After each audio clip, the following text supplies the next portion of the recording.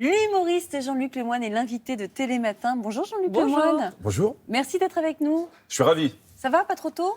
Alors, c'est vrai qu'une semaine de changement d'horaire, c'est un peu compliqué, mais non, mais par rapport à vous, non, j'irai pas me plaindre. Bon, très bien, vous m'avez l'air en forme. Vous êtes actuellement sur la scène du cabaret Le République à Paris avec votre nouveau spectacle qui s'appelle Brut, un spectacle sans tabou, sans concession. Est-ce que ça va si je le qualifie de la sorte? Ouais, non, je pense que c'est juste.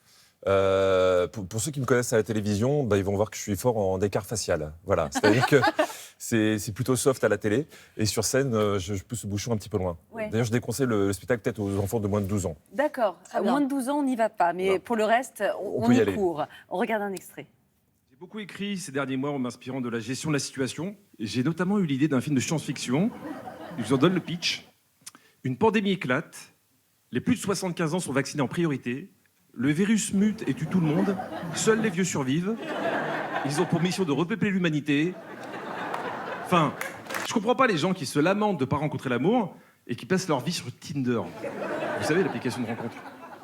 Faut être cohérent 2 secondes. Quand tu es à la piscine et que tu veux faire un beau plongeon, t'essaies pas de le faire dans le pédiluve. Et bah là c'est pareil, Tinder c'est le pédiluve de l'amour. Il y a peu de chances que tu rencontres l'homme ou la femme de ta vie, par contre tu peux te choper des champignons. J'ai vu une application de rencontre, leur accroche c'était pour les célibataires exigeants. Ça veut dire quoi? Ça veut dire qu'il y a vraiment des sites pour les célibataires crevards? Non mais attendez, au départ on est tous exigeants. On rêve tous de rencontrer quelqu'un qui nous trouve du charme en étant non alcoolisé. Et puis après, on devient pragmatique. Si ça fait 5 ans que t'es célibataire, t'es moins exigeant. Tu prends un bâton, tu tapotes la personne, si elle bouge, tu envisages de faire ta vie avec. On devrait avoir le droit de gifler un peu les cons. Homme ou femme. Pas en agressivité, juste dans un objectif de réinsertion dans la société. Ça cache. Ouais. Vous venez de parler de gifle, justement. Ouais. Vous me voyez venir. Il y a une gifle qui fait beaucoup parler depuis hier. Will Smith qui a giflé Chris Rock en pleine cérémonie des Oscars, scène assez surréaliste. S'il a giflé Chris Rock, c'est parce qu'il avait fait une vanne sur la maladie de sa femme qui perd ses cheveux. Est-ce qu'elle est méritée, cette claque? Pour moi, non. Non, pas du tout. Évidemment qu'on a le droit d'être choqué par une vanne, et c'est la responsabilité d'un humoriste d'assumer ses vannes. Par contre, il y a d'autres moyens d'exprimer son mécontentement. Je pense que si Will Smith était levé avec sa femme, l'avait pris par la main et aurait quitté, ça aurait fait quelque chose.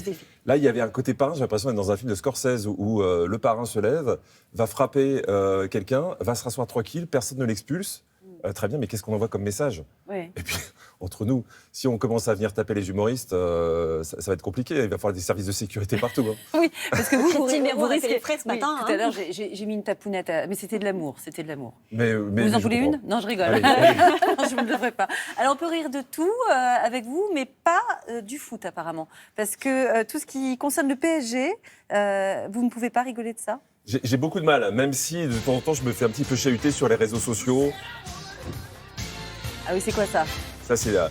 Il y a eu une polémique. Il y a eu une polémique là-dessus parce que ça, c'est la musique d'entrée du Paris Saint-Germain joueurs. au Parc des Princes. Et à un moment, ils ont voulu l'enlever. Et il y a une levée de bouclier. Et c'est mérité parce que le Paris Saint-Germain, c'est Genesis. On touche pas à la musique. On touche Non, pas à la il y a- musique. il y a On des touche pas au bases. PSG. Est-ce qu'on peut de revenir base. quand même sur la défaite du PSG ou c'est quelque chose dont vous refusez de parler? Alors, on est d'accord que donc on est très mal reçu ici. Hein. C'est que des choses qui blessent. Ça- Non, mais à ce point-là?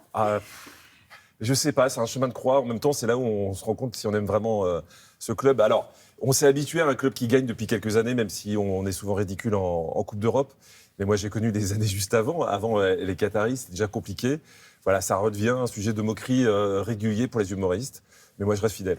Jean-Luc Lemoyne va-t-il rester sur ce plateau pendant la pause ou est-il définitivement vexé? Vous allez le savoir dans quelques minutes. À tout de suite.